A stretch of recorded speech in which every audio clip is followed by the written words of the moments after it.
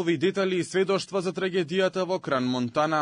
Полицијата на Швајцарија ги идентификуваше првите 4 жртви од пожарот. Според наодите, станува збор за 2 девојки на возраст од 16 и 21 година и 2 момчиња на 16 и 18 годишна возраст, сите швајцарски државјани.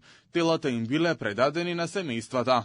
Локалот, наречен барот на смртта, имал повеќе од еден излез за евакуација, но жртвите биле во паника и не можеле да ги најдат, па сите се обиделе да излезат низ главниот влез, тврди првиот човек на швајцарскиот кантон Стефан Ганцер.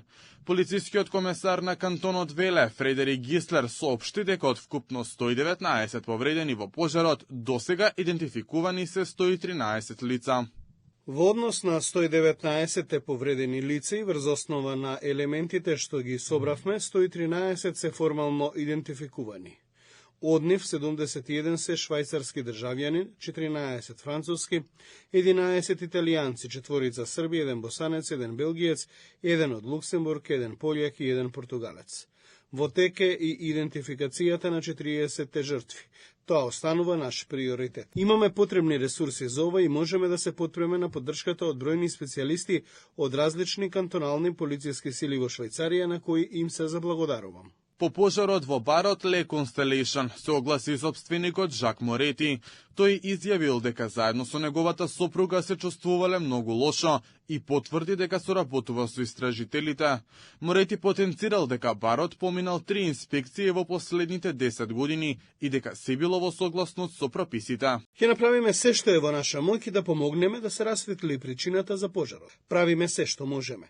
Вклучени се и нашите адвокати. Но неговото минато и не било така чисто. Според француските медиуми, собственикот на барот имал дебело досие. Морети одслужил затворска казна во Франција пред 20 години за низа сериозни дела, меѓу кои измама, киднапирање и поврзување со криминал. Швајцарските власти заедно со полицијата работат на откривање на причината што го предизвикала пожарот. Според првичните информации, тие се сомневаа дека пожарот е предизвикан од роденденски прскалки поставени на шишиња со шампањ.